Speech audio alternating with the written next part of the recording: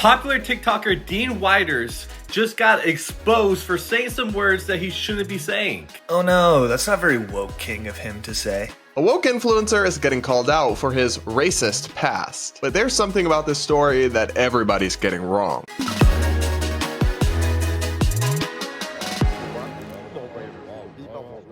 Another influencer is getting canceled over offensive old posts. The left targets Melania Trump in a truly crazy way, and a queer podcast's TikTok sets a world record for incoherent woke word salad. All this and so much more is coming up on today's episode of the Brad vs. Everyone podcast. Now, without further ado, we've got to talk about Dean Withers, who you've probably never heard of before, but is a very prominent liberal TikToker who got big doing debates on TikTok Live with random people who support Trump and trying to debate them and change their minds, and recently went super viral because he participated in a viral debate hosted by Jubilee on the Jubilee YouTube channel, where he took on 25 different Trump supporters, 1v25, in this new series they're doing where one person is outnumbered by people who disagree with them. And clips from this went huge because he supposedly owned these Trump supporters or whatever. I wasn't particularly impressed with Dean because he struck me as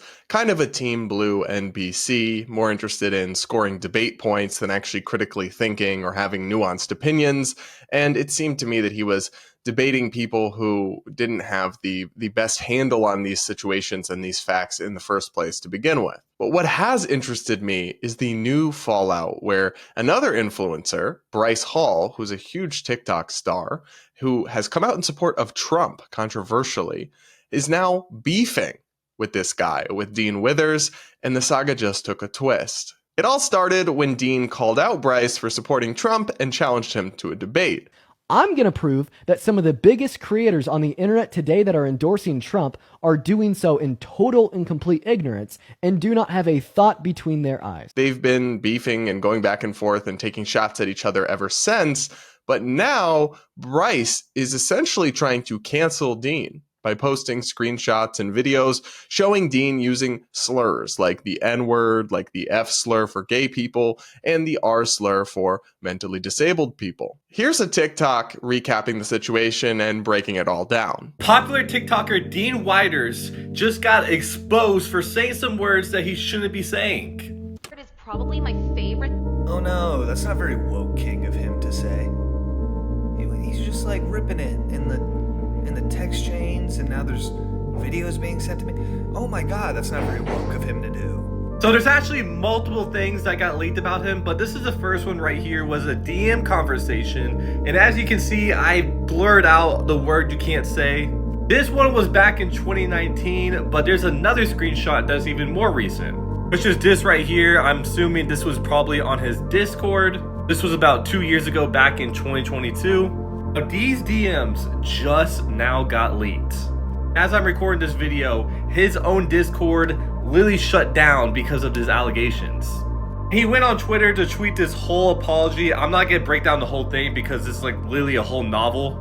But I think the craziest thing about this whole beef is the person that exposed the whole thing was Bryce Hall. So we do know that these screenshots are real because Dean has acknowledged their validity and posted a long apology on Twitter. He writes, "Screenshots of me saying the F slur in 2022 and the N-word in 2019 have been doing their rounds here on X. First, I would like to confirm that both of these screenshots are 110% real. Here's where it gets cringe. I am putting this announcement out not only to hold myself accountable, but hoping you guys will hold me accountable as well. Collectively, society should hold all accountable who hold harmful ideologies or use such language, regardless of follower count, political affiliation, or perceived power. The use of slurs is deplorable, harmful, and disgusting, and I am ashamed of my past actions." He continues, "As I speak about on my live streams often, the reason I host my debates is because I was once in a position where I lacked critical education surrounding the topics I now adamantly preach about,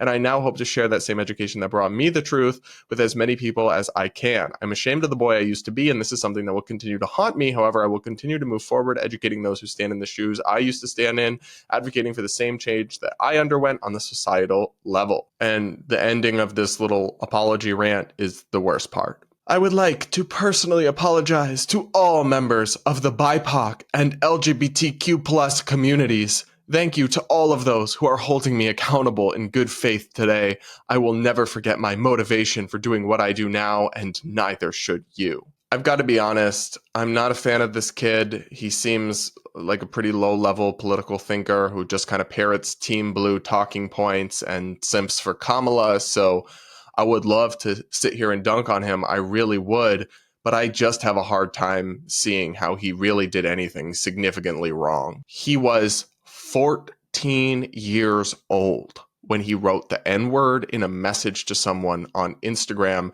as a friend, not even in a slur or hateful or bullying way, but the way it is used. Obviously, he shouldn't use it, but to say that that's some unspeakable, unforgivable act is just ridiculous. It's just silly. There is no need to apologize to the BIPOC community, which is not a thing, by the way. If he means just black people, there's no need to apologize to black people because literally none of them noticed or were harmed by his use of that in a private message in 2000 whatever when he was 14 at all. Same for him calling someone an F slur at one point in his Discord a couple of years ago. I mean, do I think you should use that word? No, not really. I think it's not nice. I would avoid it, but okay. The other thing here is that he's been very open about the fact that a couple of years ago when he would have used that F slur, he was a Trump supporting Republican, like right-wing teenager, 16 or 17 or whatever. And then he went through this conversion and became a good-hearted liberal or whatever. So to even hold it against him doesn't make a whole lot of sense. Now, maybe I would feel differently if this TikToker was some kind of cancel culture crusader who was like constantly looking to cancel other people and take them down or get people fired for being problematic. And he could have done some of that, and I'm just not aware, but that's not my impression of him. My impression of him is more that he's like a debater who wants to own people and try to prove them wrong or whatever, but not necessarily like get people fired or cancel them. That doesn't really seem to be his MO. So there's not the, whole, well, turnabout is fair play argument that you have in some of these cases. So I actually sympathize more with this kid and find what Bryce Hall is doing here cringe and bizarre. You, the Republican who's supposed to oppose cancel culture, are now trying to cancel a kid for stupid stuff they posted in private as a 14-year-old because he wants to debate you and you're apparently ducking him or whatever, or you disagree with his politics. Why don't you make real arguments? Why don't you prove him wrong?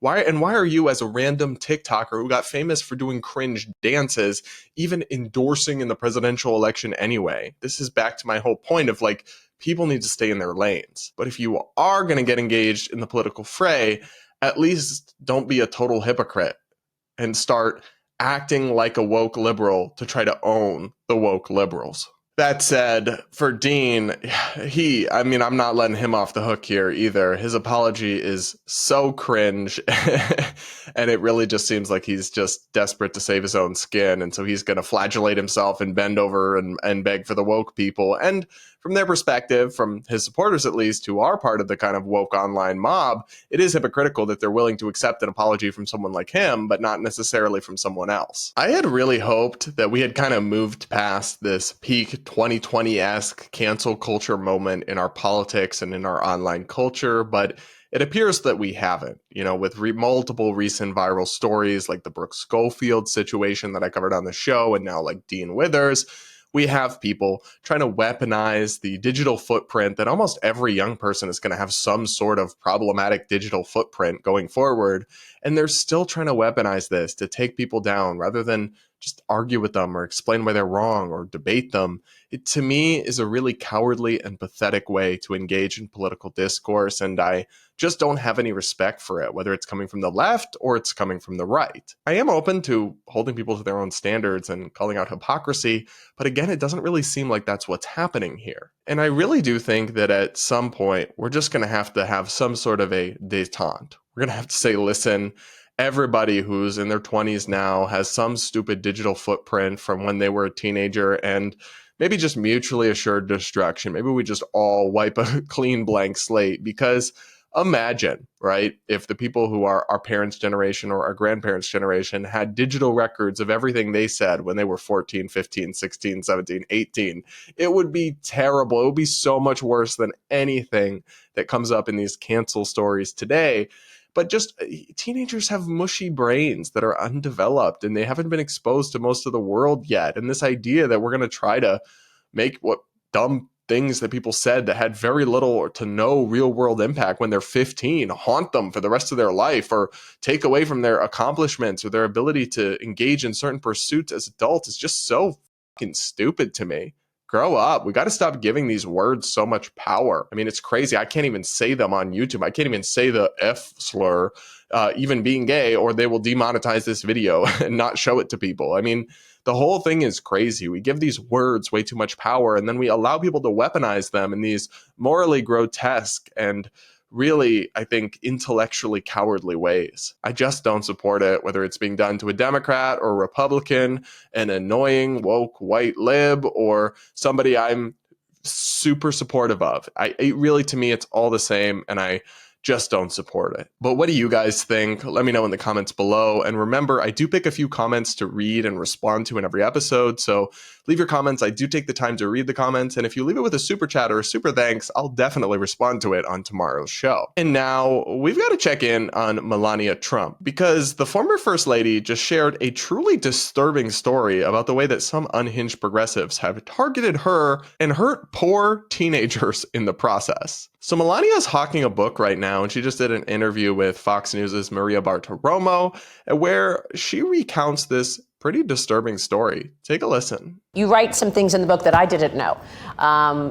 Your bank canceling your account, this pushback from so many areas of your life that you never saw before. But suddenly, the powers that be wanted to cancel you. What happened and how did that feel?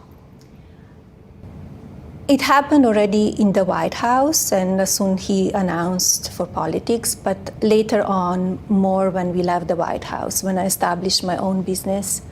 As you said, the bank suddenly informed me they will not be able to do business with me anymore. Also, I had very prominent email distribution service provider just rapidly terminated my agreement. So suddenly, as well as the university, I was all agreed that they will accept my donations for the foster students, and because of the board directors, they called back, they found out that it was me, they didn't, they said we cannot go on. And it's very, very sad, because who suffered? They were children from foster community. They didn't have a scholarship that somebody will provide for them. They didn't want to do business with me because of political affiliation, my political beliefs. And, that was one of them, one of the canceling project.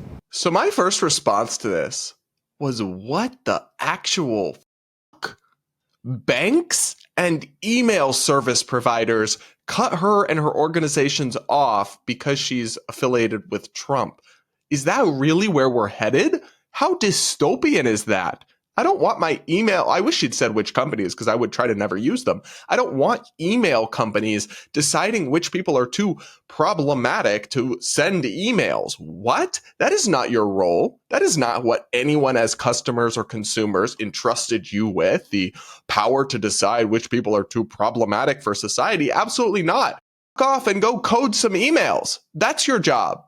Stick to that. Same way with banks. Your job is to manage our money and protect our money and be responsible and understand the finances and investments and all sorts of stuff. It is not to speech police. It is not to thought police the American public. And I don't know who gave you the audacity to decide that you're going to cut people off from banking systems if you think they're offensive or whatever. But boy, I hope it gets out. I hope she names what bank that is, because they deserve all the public repercussions that are coming their way for that wild decision. But the worst of all of this is the story that Melania tells about how she wanted to fund a scholarship program for people who were in foster homes growing up and then wanted to get skills and training in like a college-like type program.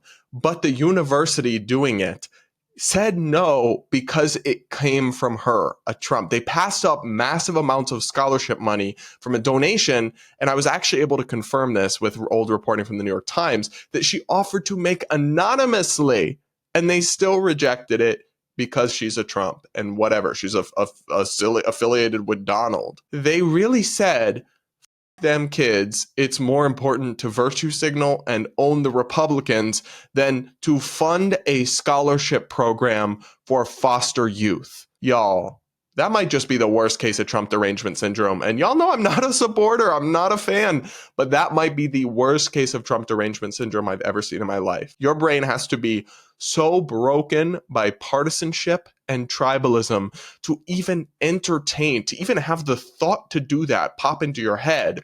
You gotta be just completely warped. MSNBC has rotted your brain to the core. I couldn't confirm whether this was the exact incident that Melania is talking about here, or whether it's just something similar that also happened, but here's reporting from the New York Times in 2022. An Oklahoma school that specializes in teaching advanced computer science skills has rejected an offered donation by Melania Trump, who said on Friday that politics got in the way of my mission to support children. Mrs. Trump disclosed the clash with the school in a statement defending her charitable fundraising efforts since she left the White House, which she has said are focused on supporting foster children. Mrs. Trump did not name the school that she said rejected her donation, noting only that it was a computer science school founded in Silicon Valley with a campus in Oklahoma. That fits the description of an organization known as Holberton School, a San Francisco-based education company that has more than 30 schools around the world that specialize in computer science training as an alternative to traditional college for students who want to be software engineers. It opened a location in Tulsa, Oklahoma in 2020. Mrs. Trump said that she had offered to make the donation anonymously with the money intended to support scholarships. But they still wouldn't accept money for scholarships for kids from foster care to get a college-like education in computer science because it came from Melania Trump. It was made clear to me that the school's board of directors organized a politically motivated decision, Mrs. Trump said in her statement, which was posted on her website. Obviously, I was disappointed but not surprised. This is not the first time where politics got in the way of my mission to support children. So like I said, I don't know for sure whether this is the incident Melania was referencing in this interview or whether it's happened twice. I hope it's actually the former and not the latter, but I can't say I would be surprised either way at this point. I think intolerance is breaking our brains in America. We have to be able to live and coexist and work and get along with and collaborate with people who differ from us politically and not write them all off as evil, as if they're some second coming of Hitler or something, and so much so that we can't even accept an anonymous donation from them to help foster youth. Like, you've got to be kidding me. Something here is broken, and America can't continue like this. This is just one small example, and Melania Trump will be fine, but those kids who would have been helped, they may not be. And more importantly, this kind of sentiment, if it continues to pervade throughout our society and infect people's minds, it will eventually break us apart. It really will. This madness just can't continue. But what do you think? Let me know in the comments. And now it's time for Brad versus TikTok, my daily segment where I take on the craziest ideas from the Clock app. Pronoun of the day is slugs. Today, woke podcasts are officially beyond parody. We're going to watch a clip from something called the Queer Collective podcast and try to follow along with this one and not lose too many brain cells. If you can actually follow the thoughts being articulated in this clip that was posted to TikTok, kudos to you, because it's difficult to even parse this woke, insane gobbledygook, but we're going to try. Monogamy is ridiculous. Agricultural practices introduced the concept of private property, which led to societal enforcement of relationships composed of one man with one or more wives. The whole concept of private property, which is inherently just theft, create this hoarder mentality, I think. I love how 1 minute they're talking about like monogamy and polyamory and like woke shit, and the next it's just radical Marxism. And then that's somehow also translating to relationships and interpersonal human connections. Before agricultural practices, early humans had little need to worry about individual resources because private property was limited to what a person could carry. Post-agriculture, individual humans were suddenly rewarded if they claimed ownership over a swath of land. A man could suddenly pass down real estate if he could identify his heirs and could now benefit from being monogamous or polygamous. That just means no more group sex. Women who used to be viewed as equal to men were now seen as resources to be controlled and are punished if they seek out polydynamics that they enjoyed before. Because then whose kid is who?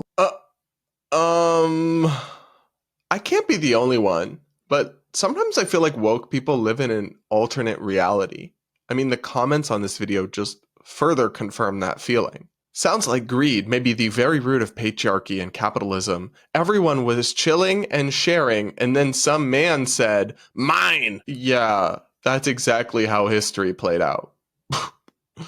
I wish we could return to indigenous ways of living, or at least take advice from it. Tell me you know nothing about indigenous ways of living without telling me you know nothing about indigenous ways of living. Another person says, I came to the realization that agriculture was the beginning of the end. And how many bong hits did you take before you came to that realization? I mean, there's just so much to unpack here, but first let's start with the Marxist shit, I guess.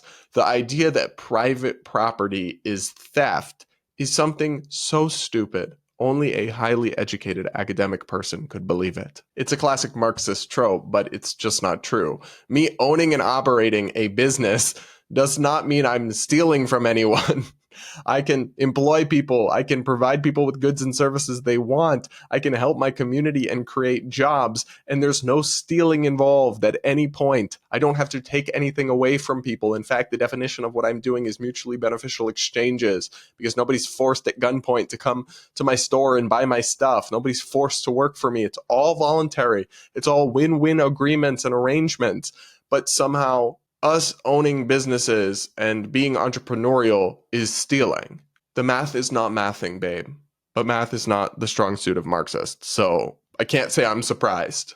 I mean, I can't believe we're talking about the agricultural revolution like it's a bad thing. Like, you know, that's a huge part of the reason that human societies became more prosperous and people stopped starving so much and populations were able to grow, and it led later to the Industrial Revolution that created all this amazing reductions in maternal mortality and increased lifespan and longevity. It's just, and you're saying that's bad because in your made up version of history, it caused monogamy.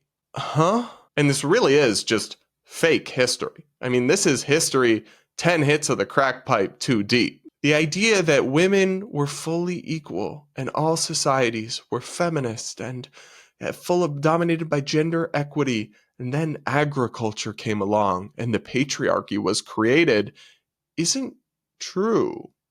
Open a book. I mean, gender roles and the various levels of gender equality have varied in different civilizations, but the idea that women were equal pre-agriculture era in most or even any significant number of societies is not true. In fact, it would be much better to have been born a woman in one of these post-agricultural revolution societies than in most of those societies that came before. And I mean, I don't even want to get into this whole thing about polygamy versus monogamy, but monogamy is not ridiculous. If you want to go do something else, knock yourself out. I really don't care. But there's a reason monogamy exists. It's not ludicrous. It's natural for a lot of people. I mean, and there's a lot of science behind things like pair bonding. But if you want to have your weird queer podcast where you talk about polygamy or whatever, like maybe just don't do it with fake crackhead history, and weird anti-reality Marxism. We can have that conversation, but I feel like that's just not too much to ask. But who knows? Maybe I'm the crazy one. Y'all let me know in the comments section. And now I'll wrap up today's show by reading a few of your comments from the last episode. One person writes, "What is simping? I hear you and others say it, but as a 40-year-old stay-at-home mom, I have no idea what it means. LOL." That's a totally valid question. And I apologize, guys, if I use slang that you don't all know.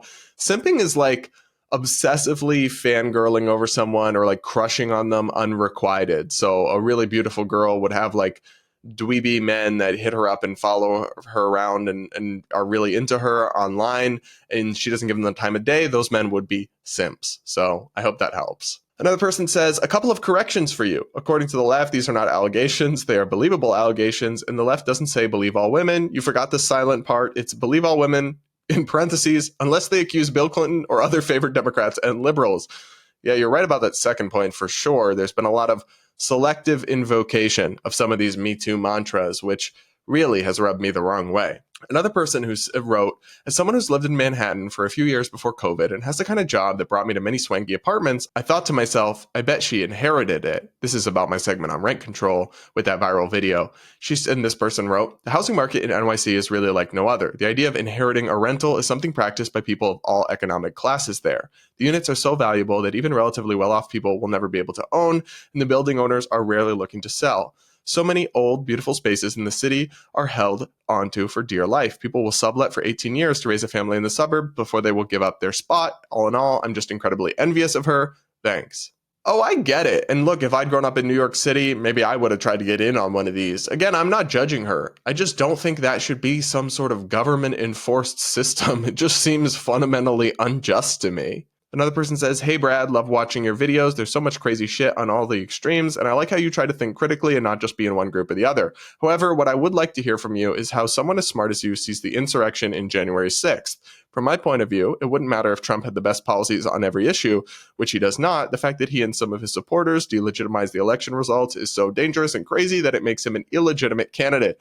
Don't you agree that respecting the election is much more important than any other issues? Would love to hear you take that on as a moderate right-leaning individual." Yeah, so this is a topic I don't harp on a ton because it's in some ways old news and there's just so much commentary and analysis on there. But to be clear, I do not believe that the 2020 election was stolen. I have never seen evidence that there was widespread fraud that could have changed the results, although, of course, there were problems. But most of the claims that have been made are easily debunked, and almost all of them failed in court. And I think January 6th was an embarrassment for the country. I think it's really shameful that Trump didn't accept the election results and basically threw an extended multi-month pity party.